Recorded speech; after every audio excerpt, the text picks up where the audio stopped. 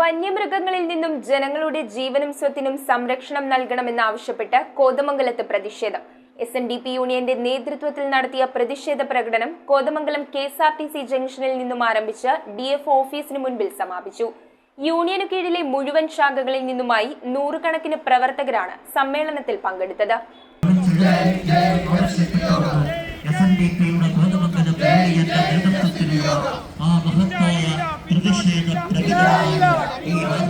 വന്യമൃഗങ്ങളിൽ നിന്നും ജനങ്ങളുടെ ജീവനും സ്വത്തിനും സംരക്ഷണം നൽകണമെന്നാവശ്യപ്പെട്ടാണ് കോതമംഗലം SNDP യൂണിയന്റെ നേതൃത്വത്തിൽ പ്രതിഷേധ പ്രകടനവും സമ്മേളനവും നടത്തിയത്. കോതമംഗലം KSRTC ജംഗ്ഷനിൽ നിന്നും ആരംഭിച്ച പ്രതിഷേധ പ്രകടനം DF ഓഫീസിന് മുൻപിൽ സമാപിച്ചു. തുടർന്ന് നടന്ന സമ്മേളനത്തിൽ അഡ്വക്കേറ്റ് ജോൺ K. ജോർജ് വന്യജീവി ആക്രമണത്തെയും വനനിയമങ്ങളെക്കുറിച്ചും വിശദീകരിച്ചു.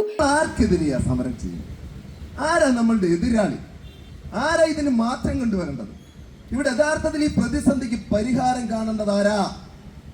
ഇവിടെ പലപ്പോഴും വന്യജീവി ആക്രമണങ്ങളിൽ മനുഷ്യർ മരിക്കുമ്പോൾ നടക്കുന്ന സമരങ്ങൾ കാണുമ്പോൾ നമുക്ക് ആകെ സംശയം തോന്നുന്നുണ്ട്, ആർക്കെതിരെയ സമരം? ആർക്കെതിരെയ സമരം? എല്ലാ രാഷ്ട്രീയ കക്ഷികളും സമരത്തിന് മുൻപിലുണ്ട് അല്ലേ? എല്ലാ രാഷ്ട്രീയ കക്ഷികളും ഒരുമിച്ച് പറയുന്നു മനുഷ്യനാണ് വലുത് എന്ന്. എന്താ ഇവിടുത്തെ പ്രതിസന്ധി? ആരാ നമ്മുടെ എതിരാളി? ആർക്കെതിരെയാ സമരം? ആരാ മാറ്റം കൊണ്ടുവരേണ്ടത്? ഇവിടെ എങ്ങനെ ഈ പ്രതിസന്ധി ഉണ്ടായി? അപ്പൊ നമുക്ക് ഈ വിഷയത്തിലേക്കൊന്ന് വരാം. കേരളത്തിന്റെ തെക്കേയറ്റം മുതൽ വടക്കേയറ്റം വരെയുള്ള മലയോര മേഖലയിൽ ദിനം പ്രതി എന്നോണം മനുഷ്യർ മരിക്കുന്നു. വന്യജീവികളുടെ ആക്രമണങ്ങളിൽ കിരാതമായി കൊല്ലപ്പെടുന്നു. വനമേഖലയോട് ചേർന്ന് കിടക്കുന്ന സ്ഥലമാണെന്ന് ധരിക്കരുത് കേട്ടോ. വനമേഖലയോട് ചേർന്ന് കിടന്നിടത്തൊന്നുമല്ല.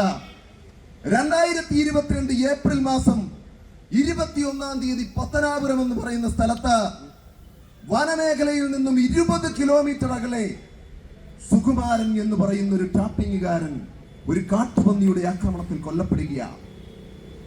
ഈ ആക്രമണത്തിൽ കൊല്ലപ്പെട്ട സുകുമാരന്റെ മൃതദേഹം പോസ്റ്റ്മോർട്ടം ചെയ്ത ഡോക്ടറോട് ഞാൻ സംസാരിച്ചു.